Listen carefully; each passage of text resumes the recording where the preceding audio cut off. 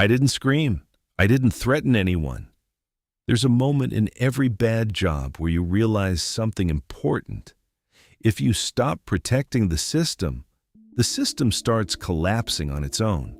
That realization cost my former employer an entire region of their business.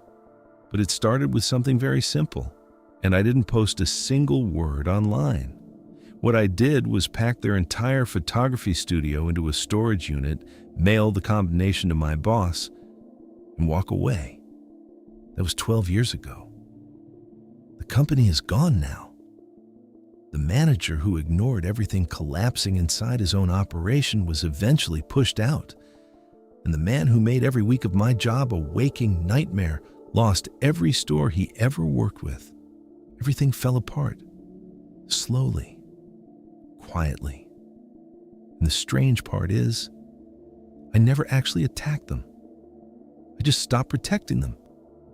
To understand why that mattered, you have to understand what the job was. Portrait photography, families and kids, but not inside a normal studio. This company ran portable studios inside retail stores. They would move from location to location, setting up temporary portrait stations for about a week at a time. 10-minute appointments, 30 to 50 families a day, one photographer, no assistant. That photographer was me. The pace was relentless. Kids crying under hot lights, parents rushing in late with toddlers already melting down, and a growing line of families outside the studio door while I was still finishing the session in front of me. That was a normal day. Most photographers working for the company averaged about $100 in sales per customer. That was the benchmark. I averaged about $175 per customer, week after week. And store managers noticed. Some of them started requesting me specifically because families kept coming back, but the company didn't measure success that way.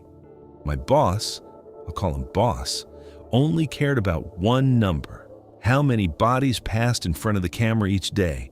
Not revenue, not customer satisfaction, just volume. So even though my sessions generated more money, I kept getting penalized. Raises withheld, bonuses removed, criticism during weekly calls, because according to his spreadsheet, I wasn't moving people through the studio fast enough. That argument went on for years, but the real chaos didn't come from him. It came from the person who booked the appointments.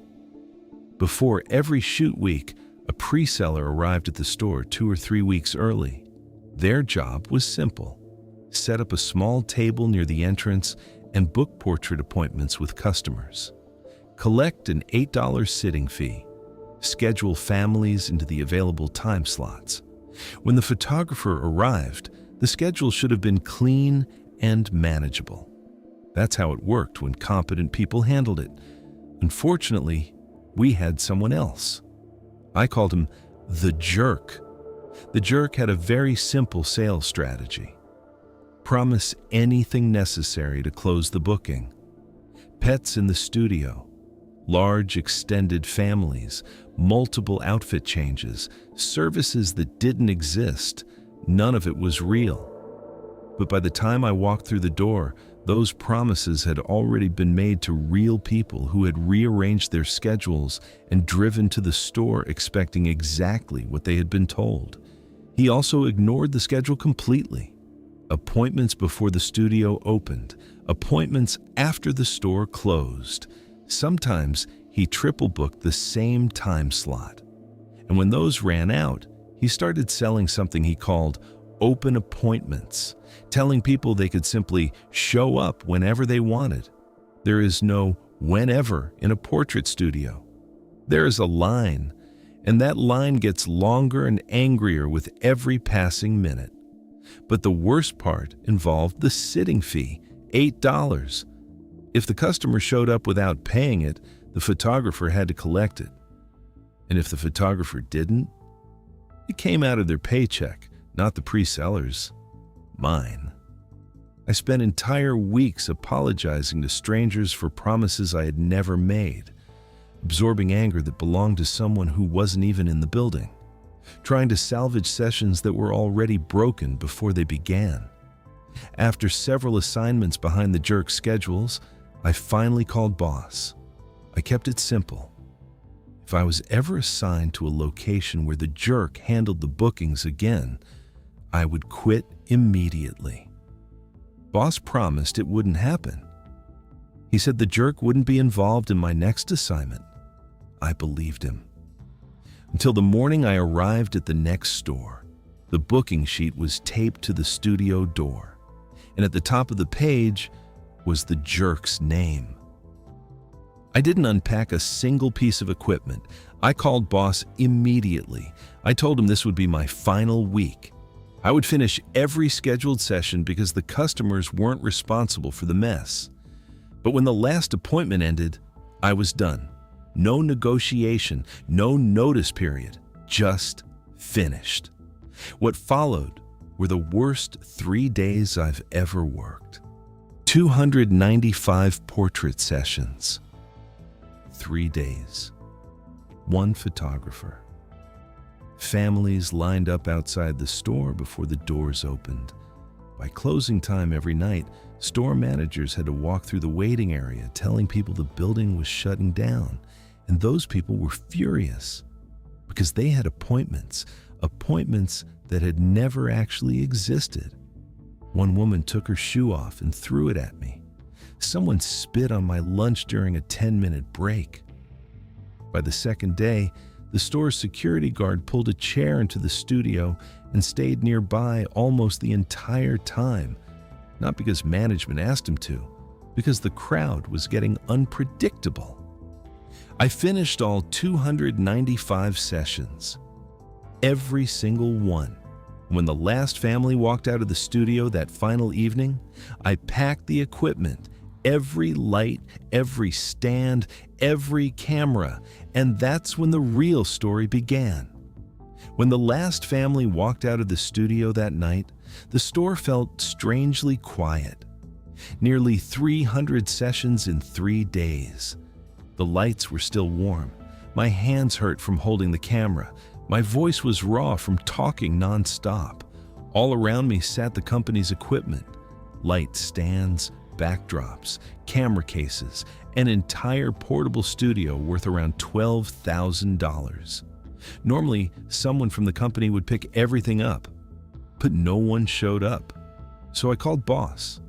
He answered like nothing unusual had happened. I reminded him that I had quit. He responded with something that genuinely surprised me. He said he wasn't accepting my resignation. According to him, because I hadn't given enough notice, I was still expected to work the next assignment in Florida the following week. For a moment, I thought he was joking. I reminded him that I wasn't an employee. I was an independent contractor. That arrangement had always worked in the company's favor. No benefits, no job security. But it worked both ways. An independent contractor cannot be forced to keep working. That's the whole point. He told me to figure it out and hung up. So I did. The next morning, I packed every piece of equipment into my car: the camera, the lighting kits, every stand, cable, and case, everything. Then, I drove to a climate-controlled storage facility about 10 minutes away. I rented a unit large enough to hold the entire studio, and I paid the first month using the company credit card. Technically, that card had been issued for business expenses. Storing their equipment while notifying them where to retrieve it seemed like a reasonable one. Then, I unloaded everything. Before closing the locker, I photographed the contents. Then, I made a written inventory: camera body, lighting rigs, backdrops, support hardware, everything listed. Once that was done, I closed the door, turned the lock, and walked away. The next step was making sure the company knew exactly where their equipment was. I bought a FedEx envelope. Inside the package, I placed 4 things. First, the storage unit contract showing the company name connected to the rental. Second, the access code for the locker. Third, the company credit card, cut cleanly in half. And finally, a small cardboard sign I had painted myself. 2 words: I quit. I mailed the package to boss with signature confirmation. Then, I sent a formal email to HR explaining that I had terminated my contract and that boss had the information needed to retrieve the equipment. Technically, that completed my obligation. The company had their property. They knew where it was, and they had the key. At that point, the logical thing to do would have been simple. Drive to the storage facility, unlock the unit, take the equipment. Problem solved. That's what any organized company would have done. But this company had never been particularly organized, and boss had always had one defining trait. If a problem required effort, he ignored it. So I waited. 2 weeks passed. Nothing. No calls, no emails. Another 2 weeks. Still nothing. At that point, I thought the situation was finished. The company had their equipment. They had the access code. All they had to do was pick it up. But about a month later, something happened that made me realize the situation was far from over. One evening, there was a knock on my front door. I finished all 295 sessions, 295 portrait sessions. 2 police officers. The company had reported the equipment stolen. And because of the value involved, around $12,000, the report had triggered a felony investigation. The officer clearly expected to arrest someone. He started asking questions immediately. Where was the equipment? When had I last seen it? Why had the company reported it missing? I asked if they would mind stepping inside, because the answers were sitting in a folder on my desk. Inside that folder were copies of everything: the storage contract, the inventory, photographs of the equipment inside the locker, the FedEx delivery confirmation showing the package had been received, the email sent to HR, and my independent contractor agreement with the company. The officers looked through the documents one by one. Eventually, one of them stepped outside to make a phone call. A few minutes later, he came back and said something I still remember clearly. "Looks like you did exactly what you were supposed to do." From a legal standpoint, nothing had been stolen. The equipment had been stored safely, the company had been notified, and they had the means to retrieve it. The fact that they hadn't done so wasn't a crime. It was a management failure. The officers left, and I assumed that after a police investigation, someone from the company would finally come collect their gear. I was wrong. Nobody came. And eventually, the storage facility made a call of their own, because the unit rent was overdue. And under state law, when a locker goes unpaid long enough, the contents are auctioned. And that's when the situation became something very different. The manager from the storage facility explained the situation calmly. The unit was overdue. They had already sent multiple notices to the address listed on the contract.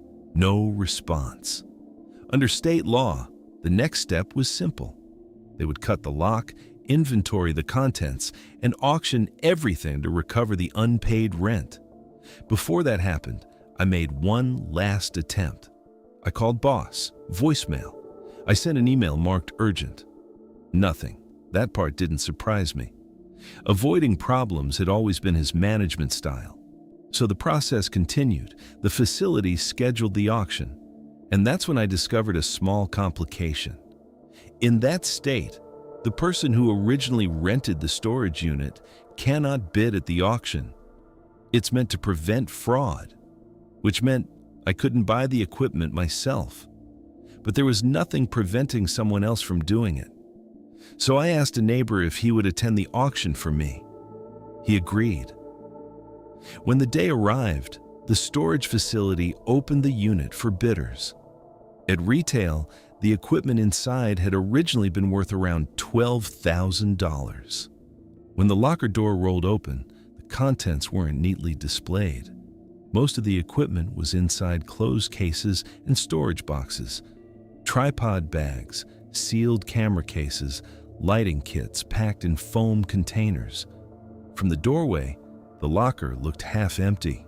A few cases, some boxes, nothing that screamed value. To most bidders, it didn't look like valuable gear. It looked like a pile of unknown equipment from a failed business. Storage auctions are risky. You can't open the cases. You can't test anything. You can't even step inside the unit. So most people walked past. My neighbor raised his hand, and a few minutes later, the entire contents of that studio sold for a little under $200. Camera, lights, backdrops, props, everything. A week later, he told me the equipment was taking up space in his garage. He sold it to me the following week for almost exactly what he paid $1 profit. There were 2 clean bills of sale, one from the auction house to him, one from him to me. From a legal standpoint, the equipment now belonged to me, completely, and there was nothing the company could do about it, but they still tried. Several months later, I received a letter from a lawyer. Cease and desist. Violation of a non-compete clause. Demand for the return of stolen property. It looked serious, until you read it carefully. The lawyer clearly hadn't been given the entire story. So I sent him copies of everything. The storage contract, the inventory, the FedEx receipt, the HR email, the police report, the auction documentation, and the 2 bills of sale. A few weeks later, a response arrived. 1 sentence: no further legal action will be taken. That was the last time the company contacted me. But by then, something else had already started, because I still had something extremely valuable, not just the equipment, experience. For 8 years, I had worked inside their system. I knew the stores, I knew the managers, and I knew exactly what customers liked and what they hated. So I started making calls. I offered those same stores something simpler: no misleading promotions, no fake scheduling. Customers could see their photos immediately and place orders the same day. No pressure sales weeks later. Families loved it, and the stores loved it too. Within a year, I had more work than I could handle alone. So I hired another photographer. Then another. Eventually, I had 8 photographers working with me and a full-time assistant managing schedules. At the same time, something else started happening. Stores that had worked with the old company began canceling their contracts, one by one, then entire regions. Eventually, 3 states worth of locations were no longer working with them. They were working with me. The jerk lost every store he used to sell bookings for. The last I heard, he was working at a Publix. Boss was demoted after his territory collapsed. Without the store contracts, his district no longer existed.